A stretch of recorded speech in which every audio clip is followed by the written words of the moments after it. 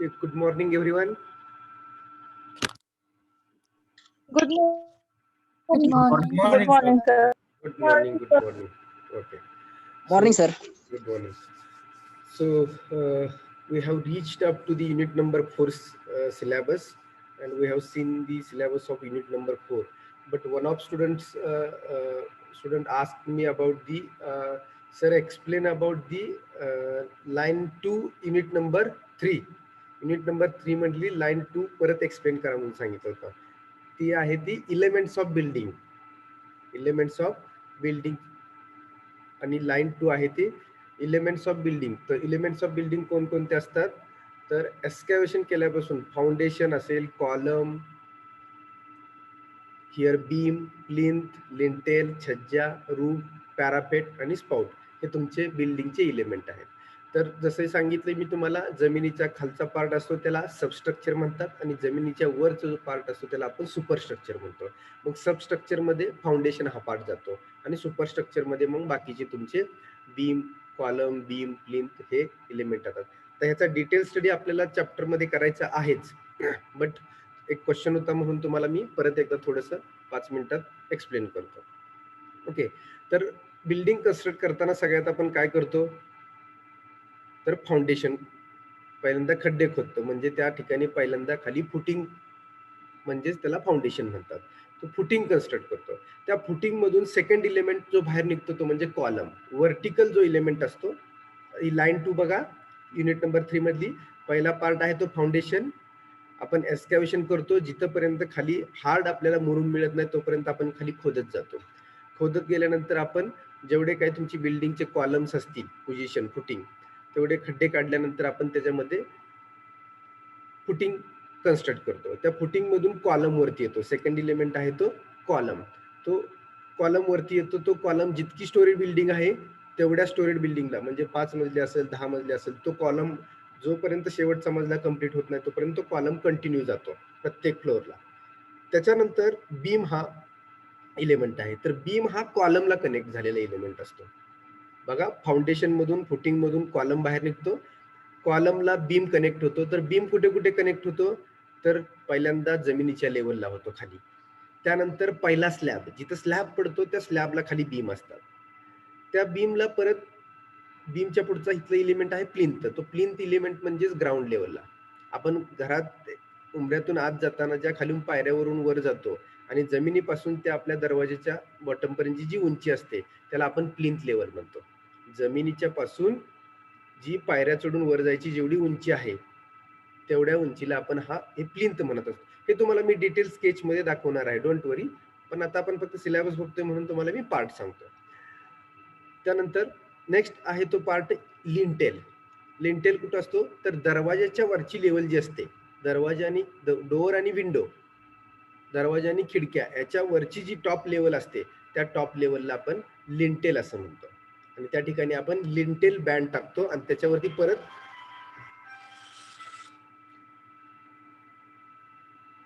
Lintel band टाकून त्याच्यावरती परत आपण विटेचं बांधकाम करत असतो. त्यानंतर पुढचा आहे तो छज्जा.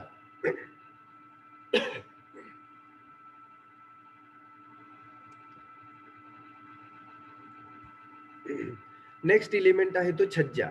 छज्जा कुठं असतो?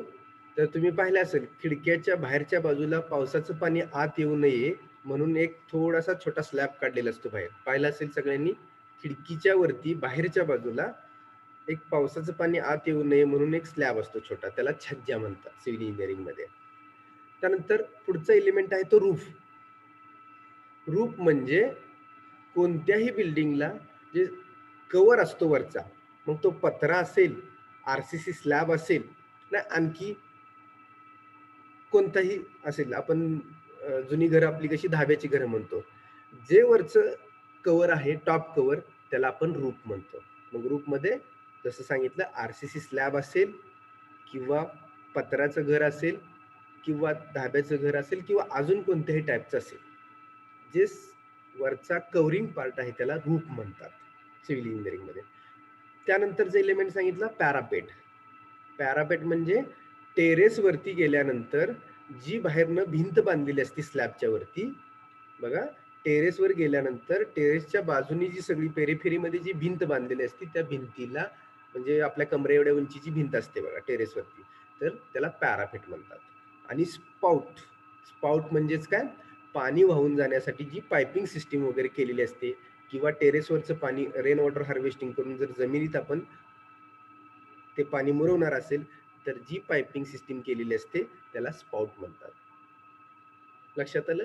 हे सगळे तुमचे आहेत बिल्डिंगचे इलेमेंट आहेत आणि आपण हे डिटेल प्रत्येकाचं फंक्शन काय आपल्याला हे बघायचं आहे युनिट नंबर 3 मध्ये. आपण इथंच वेळ घालवायला नको, आपल्याला अजून चॅप्टर चालू करायचं आहे. ओके, सो एक क्वेश्चन आला होता म्हणून मी रिपीट केलं आणि हा युनिट आपण पाहिला होता याचा सिलेबस डिटेल. नंतर युनिट नंबर 4 चा पण सिलेबस आपण डिटेल पाहिला होता. फक्त एक लास्टचा पार्ट होता introduction to roads. Unit number 4 बघा आता, introduction to roads, IRC classification. IRC classification म्हणजेच काय, जे काय रोड नेटवर्क आहे, जे काय वेगवेगळ्या टाईपचे रोड्स आहेत, नॅशनल हायवे असेल, स्टेट्स हायवे असतील, डिस्ट्रिक्ट हायवे असतील, विलेज रोड असतील, प्रत्येकाची विड्थ ठरलेली आहे, किती मीटरचा विड्थ असावा आणि प्रत्येकावरती लोड ठरलेला आहे. आता आपण पाहतो एखाद्या सिटीमध्ये जड वाहनास बंदी आहे असं आपण कुठेतरी बोर्ड पाहिलेला असतो एखाद्या शहरामध्ये, कारण का त्या टाईपचे रोड्स जड वाहन म्हणजे काय असतात, मोठे मोठे ट्रक असतात, त्याच्यामध्ये 10 टन 15 टन इतका लोड असतो. त्या लोडला तो ट्रक त्या लोडसाठी तो रोड डिझाईन केलेला आहे की नाही त्याच्यामुळं ते बंदी दिलेली असते किंवा ट्रॅफिकचं कंझम्पशन कमी व्हावं, ट्रॅफिक होऊ नये, असे काही हे असतात. तर IRC क्लासिफिकेशन, IRC क्लासिफिकेशन म्हणजेच काय, तर वेगवेगळ्या टाईपच्या रोडसाठी वेगवेगळे डिझाईन आणि वेगवेगळे लोड कन्सिडर केलेले असतात.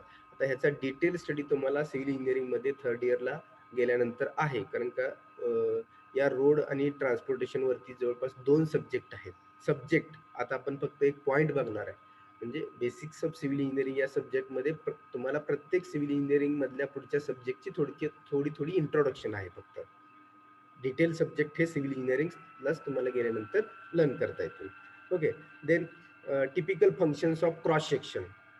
आता रोड असतो तर रोडला लेयर्स आहेत, सगळ्यात खाली कोणता लेअर आहे, त्याच्यावरती कोणता लेअर आहे, त्याच्यावरती कोणता लेअर आहे आणि टॉपला कोणता लेअर आहे. तर टॉपला सगळ्यात काय असतं आपण पाहिले तर डांबर असतं. जर आपण बिटुमिनचा रोड पाहिला तर डांबर आहे, त्याच्या खाली काय केलेलं असतं, मोठी 40 mm ची खडी असते आणि त्याच्यामध्ये डांबर मिक्स करून त्याचा एक लेअर दिलेला असतो.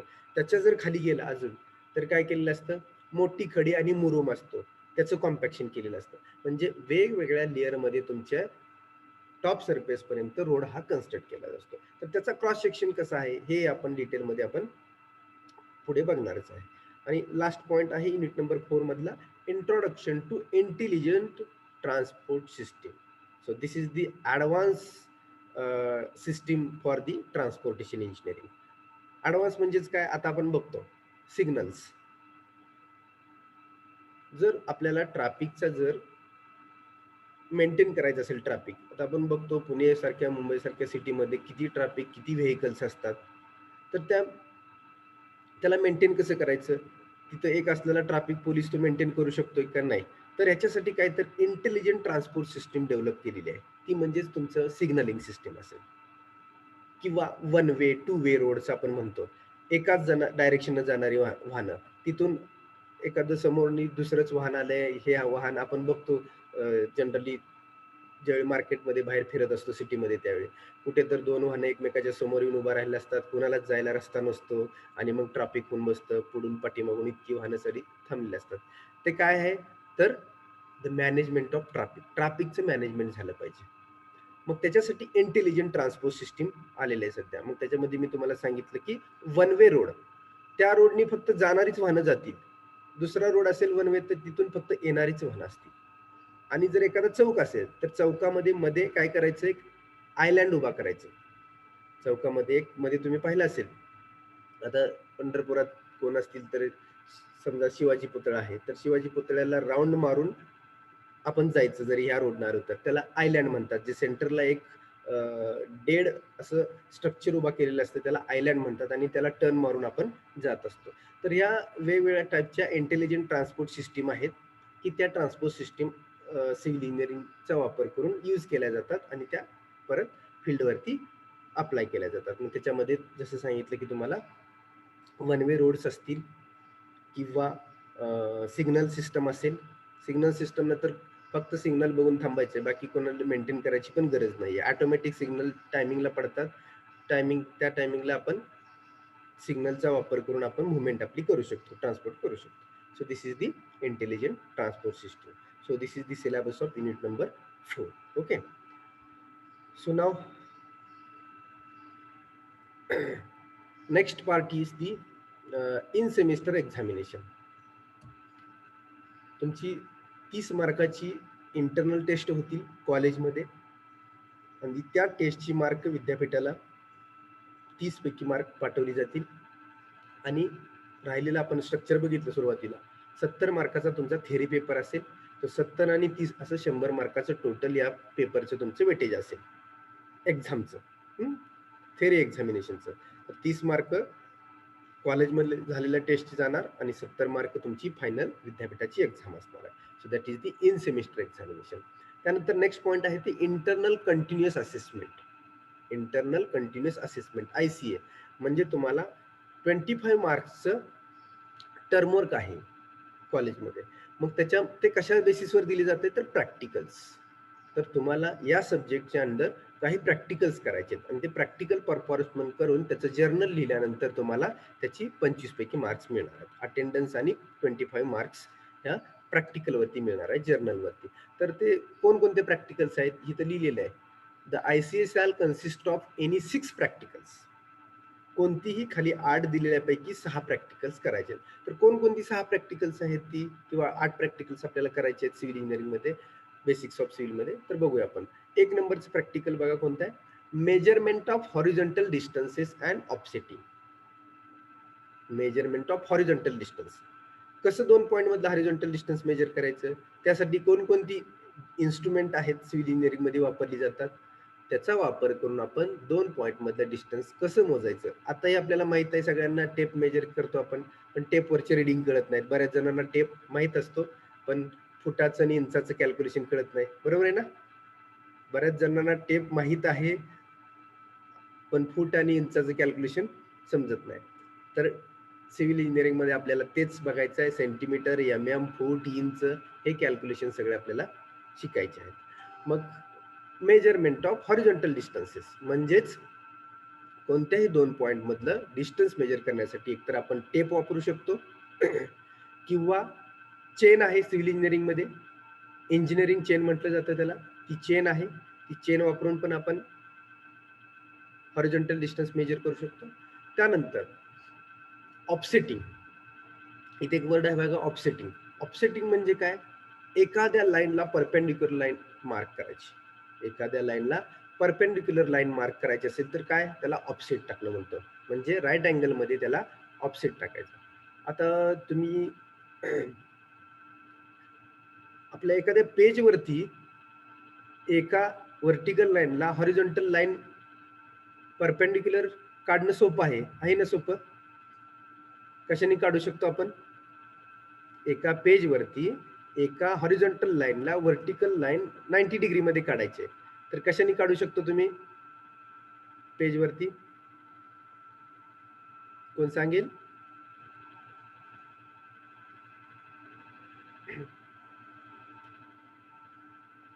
कोण मापक यूज करून. सिंपल आहे ना. अँगल मेजर करायचं 90 डिग्री पॉइंट मधून आणि एका व्हर्टिकल लाईनला दुसरी हॉरिझॉन्टल लाईन तुम्ही काढू शकता 90 डिग्री मध्ये. मग आता सिव्हिल इंजिनिअरिंग मध्ये एक भिंत असते, त्या भिंतीला दुसरी 90 डिग्री मध्ये भिंत कन्स्ट्रक्ट करायची. कशी करतात, गौंडी कशी करतात कुणाला माहित आहे. एका लाईन मध्ये जी भिंत आहे त्याला कॉर्नरला दुसरी बरोबर परपेंडिक्युलरच भिंत बांधायची. कोण सांगतंय मला. बघितलं असेल बऱ्याच जणांनी.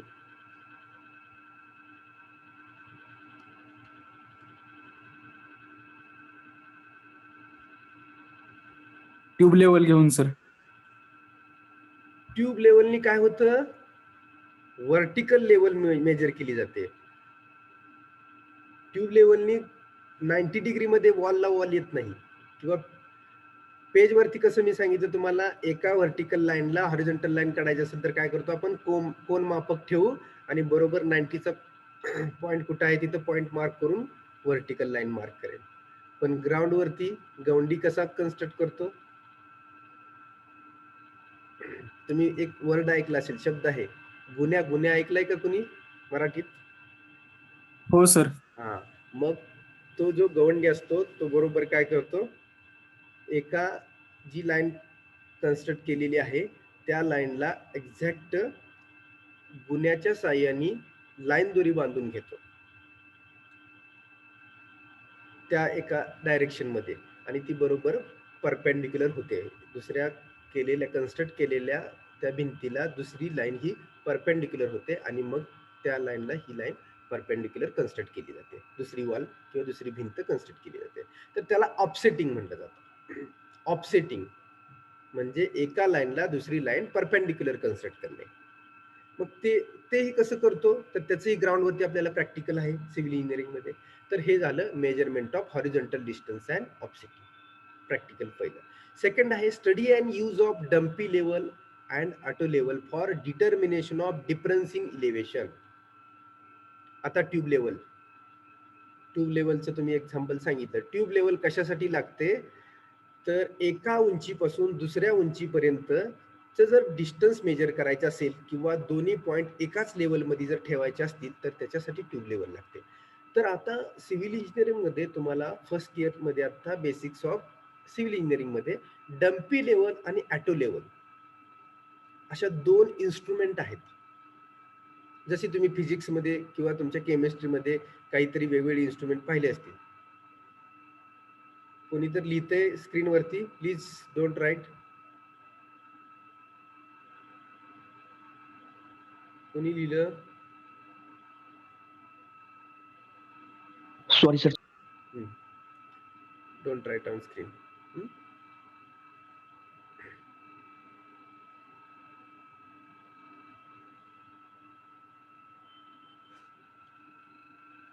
Just minute.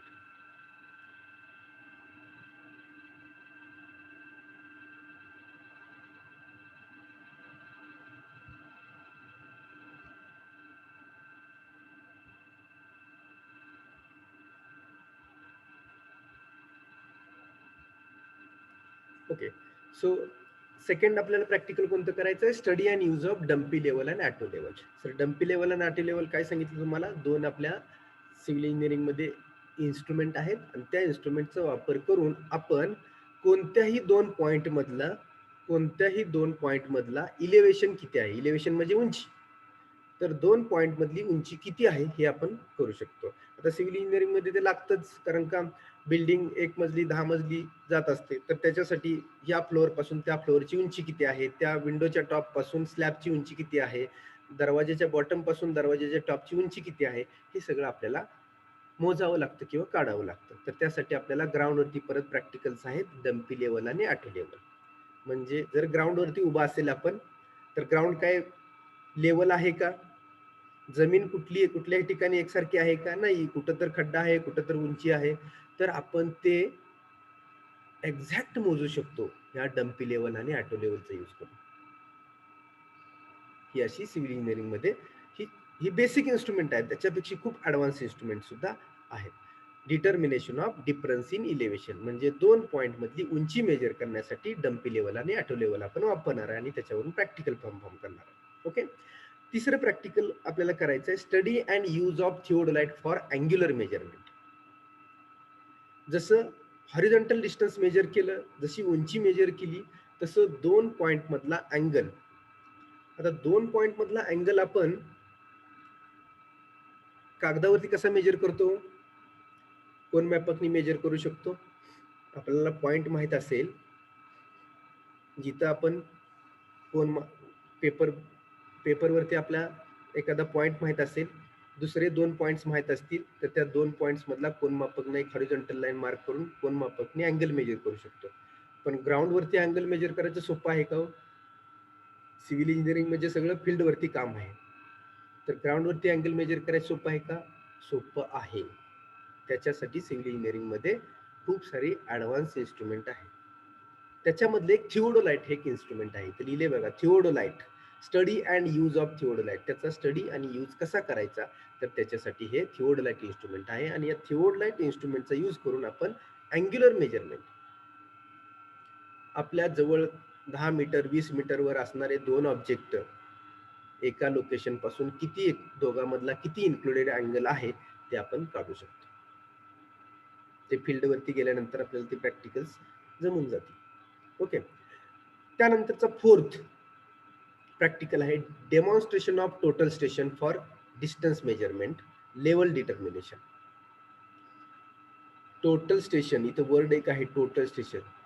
The total station is the very advance instrument in the civil engineering for the survey purpose. सर्वे करायचा असेल तर सिव्हिल इंजिनिअरिंग मधलं सगळ्यात ॲडव्हान्स इन्स्ट्रुमेंट जे आहे ते टोटल स्टेशन आहे.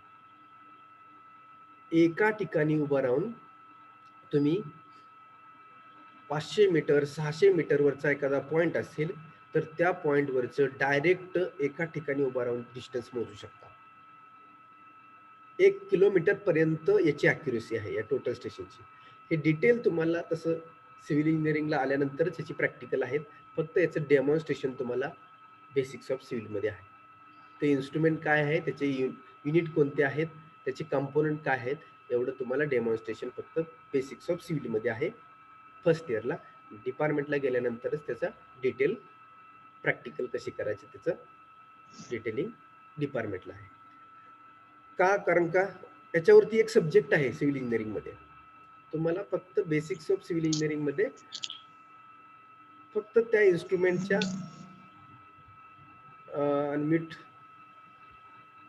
म्यूट युअरसेल्फ कोणी. ओके.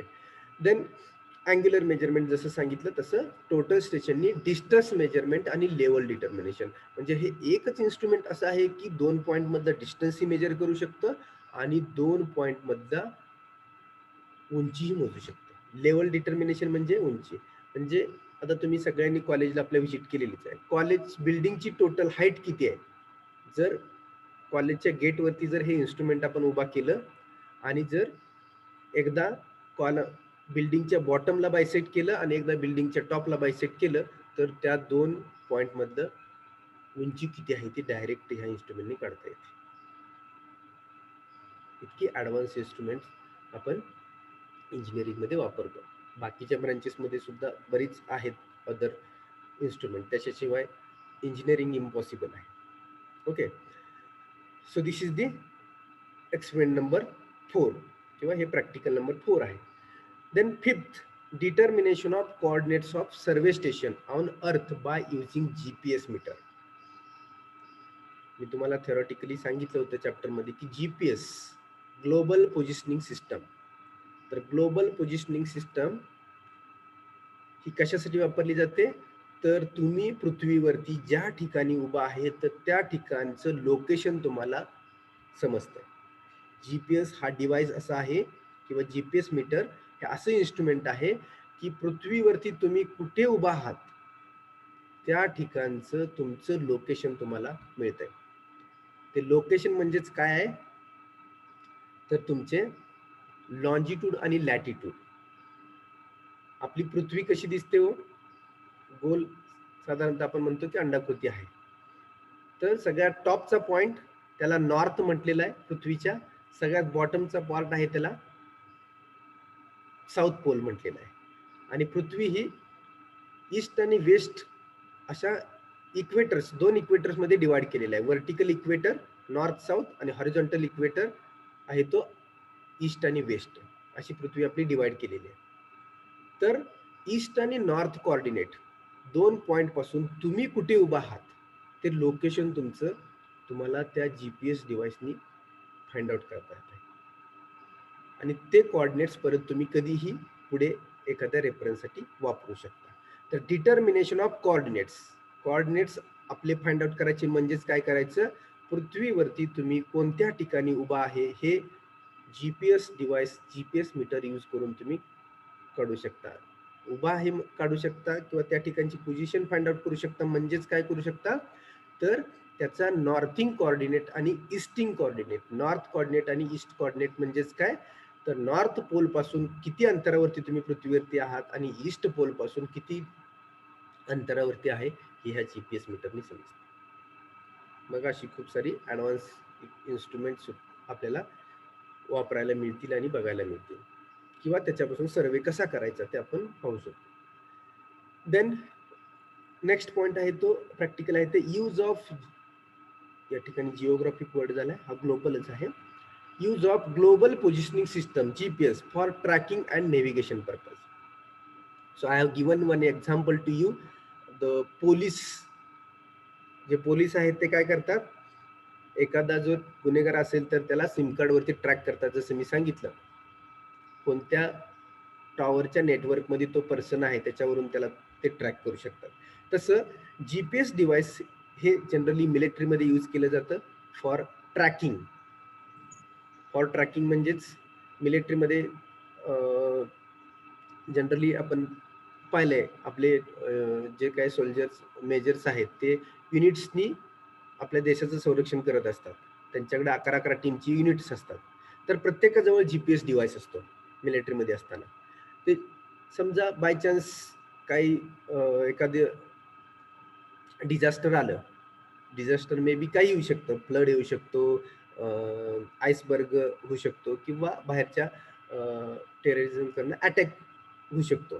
त्या केसमध्ये जर हेल्प पाहिजे असेल तर जीपीएस डिव्हाइसचा यूज करून दुसऱ्या युनिटकडनं ट्रॅक करून त्या टीमला, त्या युनिटला मदत होऊ शकते मिलिटरीमध्ये. एक एक्झाम्पल दिले मी, ट्रॅकिंग कसं करायचं. तर 2 जीपीएस डिव्हाइसमध्ये एकमेकांचे कोऑर्डिनेट सेव्ह असतात. मग तो डिव्हाइस आपल्यापासून कोणत्या डायरेक्शनला आहे, किती मीटरवरती आहे, किती किलोमीटरवरती आहे, हे सगळं ट्रॅक करता येतं.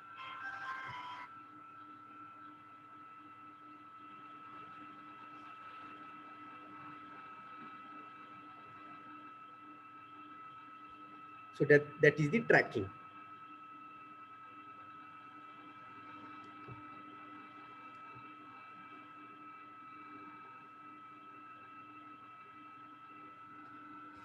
Okay, then next point is the navigation. नेव्हिगेशनचं तुम्हाला मी एक्झाम्पल दिलं होतं. नेव्हिगेशन म्हणजेच एका रूट पासून दुसऱ्या रूटकडे जाताना तुमच्या मोबाईलमध्ये काय आहे, ॲप आहे, जीपीएस ॲप, नेव्हिगेशन ॲप.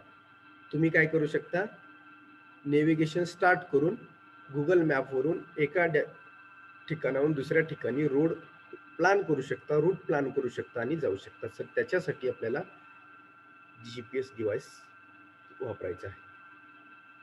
लक्षात आलं हे प्रॅक्टिकल काय आहे, तर ग्लोबल पोझिशनिंग सिस्टीम, ग्लोब वरती तुमची पोझिशन कुठं आहे, that indicates that GPS meter or GPS device. आणि त्याच्यावरून आपण काय करू शकतो, ट्रॅकिंग आणि नेव्हिगेशन करू शकतो.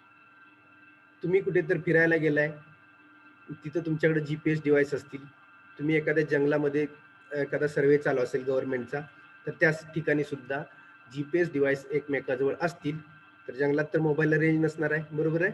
मग जीपीएस डिव्हाइसच्या, कारण का जीपीएस हे सॅटेलाइट वरती चालतात, हे जीपीएस ग्लोबल पोझिशनिंग सिस्टीम हे डिव्हाइस आहे ते सॅटेलाइट वरती आहे. तर सॅटेलाइट सिग्नल देतं आणि एकमेकाला ट्रॅक करता येतं. देन नेक्स्ट प्रॅक्टिकल आहे ते demonstration of remotely sensed satellite image and aerial photograph.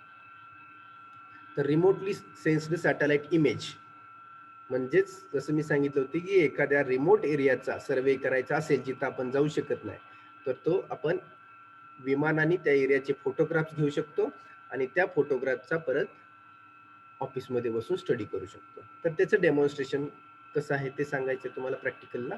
आणि शेवटचं प्रॅक्टिकल आहे ते assignment on calculation of carbon footprint of household appliances by using carbon footprint calculator. जसं की आपल्याकडे एक पॉइंट होता, कार्बन इमिशन. सध्या मी सांगितलं तुम्हाला की एवढ्या व्हेकल्स आपण वापरतो, एवढ्या इंडस्ट्रीलाइज झालेल्या आहेत की ज्याच्यातून कार्बन हा बाहेर पडत असतोय आणि आपल्याला गरज कशाची आहे हो, ऑक्सिजनची. तर इतका कार्बन बाहेर पडतोय, त्याच्यामुळं ऑक्सिजनवरती किंवा ऑक्सिजनच्या लेअरला किंवा ऑक्सिजन आपल्याला कमी पडतोय. सो किती कार्बन बाहेर पडतो, कार्बन एमिशन, त्याची कॅल्क्युलेशन करायची आहे आपल्याला. आपल्या हाऊस होल्ड कार्बन फुटप्रिंट त्याच्यावरती कॅल्क्युलेशनचा एक आपल्याला असाइनमेंट करायची. So these are the practicals we have to perform in the our laboratory or the for the term work purpose. Are you getting? Then Yes, sir. okay, then these are the books you have to use for the examination and study purpose. पहिलं पुस्तक book आहे ते बघा, elements of civil engineering SS भाविकट्टी. SS भाविकट्टी author आहे आणि elements of civil engineering हा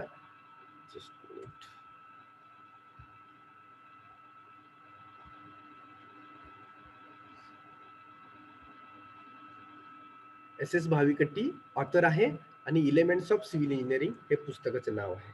second book आहे building construction and drawing by author Bindra and Arora. Third book आहे इसेन्शियल्स ऑफ सिव्हिल इंजिनिअरिंग, रंगवाला ऑथर आहे. आणि फोर्थ बुक आहे तुम्हाला basics of remote sensing and GIS. तर ही बुक्स वापरून तुम्हाला आपला जो सिलेबस आहे टोटल बेसिक्स ऑफ सिव्हिल इंजिनिअरिंगचा, या सिलेबसचा तुम्ही स्टडी करू शकताय by using this four books. Elements of civil engineering तसं इम्पॉर्टंट बुक म्हणलं तर हे पहिलं बुक आहे बघा, एलिमेंट्स ऑफ सिव्हिल इंजिनिअरिंग. आणि बाकीचे बुक्स आहेत ते प्रत्येक इंडिव्हिज्युअल चॅप्टरसाठी आहेत. पण एलिमेंट्स ऑफ सिव्हिल इंजिनिअरिंग ह्या बुकमध्ये तुम्हाला सगळा आपल्या सब्जेक्टचा सिलेबस मिळेल. ओके, त्यानंतर हे रेफरन्स बुक आहेत. रेफरन्स बुक मध्ये तुम्हाला प्रत्येक चॅप्टर वेगवेगळा शोधावा लागेल. So then this is the our total syllabus and practicals and what books you have to use for the study purpose हे इथपर्यंत तुम्हाला सांगितलेलं आहे. आता नेक्स्ट आपण डायरेक्ट आपलं आता युनिट स्टार्ट करायचं आहे. त्याच्या अगोदर रेफरन्स बुक कोणकोणते आहेत बघा. मॅन्युअल्स ऑन ग्रीन बिल्डिंग, आपल्याला ग्रीन बिल्डिंगचा एक पॉइंट आहे. त्या ग्रीन बिल्डिंगच्या पॉइंटमध्ये जस्ट मिनिट, 1 मिनिट.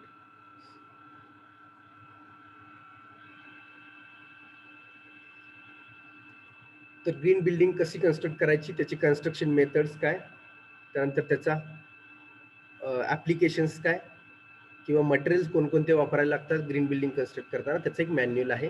ते रेफरन्स बुक म्हणून वापरायचं आहे. एनर्जी इफिशियंट बिल्डिंग, की जसं मी म्हटलं होतं की इको फ्रेंडली बिल्डिंग आपल्याला कन्स्ट्रक्ट करायची आहे. नॅचरली अवेलेबल मटेरियल वापरून जी बिल्डिंग कन्स्ट्रक्ट करेल आपण त्याला एनर्जी इफिशियंट और इको फ्रेंडली बिल्डिंग आपण म्हणू शकतो. देन कन्स्ट्रक्शन टेक्नॉलॉजी, एक वॉल्यूम 1 to वॉल्यूम 6 कसं कन्स्ट्रक्शनची टेक्नॉलॉजी आहे किंवा बिल्डिंगचे एलिमेंट्स किंवा जे आपण पेंट वापरतो प्लास्टर करण्यासाठी ज्या काय प्रोसेस आहेत ह्या सगळ्या प्रोसेस या कन्स्ट्रक्शन टेक्नॉलॉजी या बुकमध्ये दिलेल्या आहेत. आणि लास्ट एक बुक आहे ते रेफरन्स बुक म्हणजे material for civil and construction engineering. तर सिव्हिल आणि कन्स्ट्रक्शन इंडस्ट्रीमध्ये आपण कोणकोणते मटेरियल वापरतो. मटेरियल म्हणजे फक्त सिमेंट वाळू खडी नाहीये, असे बरेचसे मटेरियल आहेत की मग ती टाइल्स पासून असेल, कडाप्पा किंवा प्लास्टर करण्यासाठी लागणारी तुमची वाळू असेल किंवा अजून वॉल पुट्टी वगैरे, असे बरेचसे कन्स्ट्रक्शन इक्विपमेंट आहेत की जे यूज करून आपण सिव्हिल इंजिनिअरिंग कुठलंही स्ट्रक्चर कन्स्ट्रक्ट करू शकतो. So this is the general introduction, syllabus, then practicals and books for the civil engineering. Okay, so next लेक्चरला आपण काय करू, ऍक्च्युली पहिला युनिट आपला स्टार्ट करू.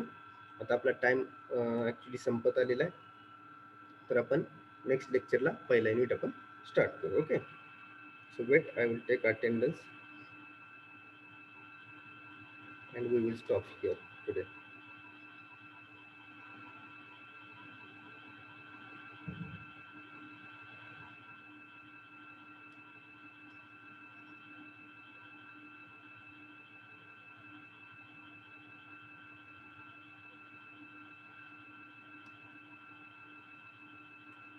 काही जणांनी तुमचे रोल नंबर एडिट केलेले नाहीत, थोडेसे रोल नंबर एडिट करा. So okay, our time about to close. Within 30 seconds we will close our meeting, so we will stop here. You can join next lecture at 11. Okay, bye bye.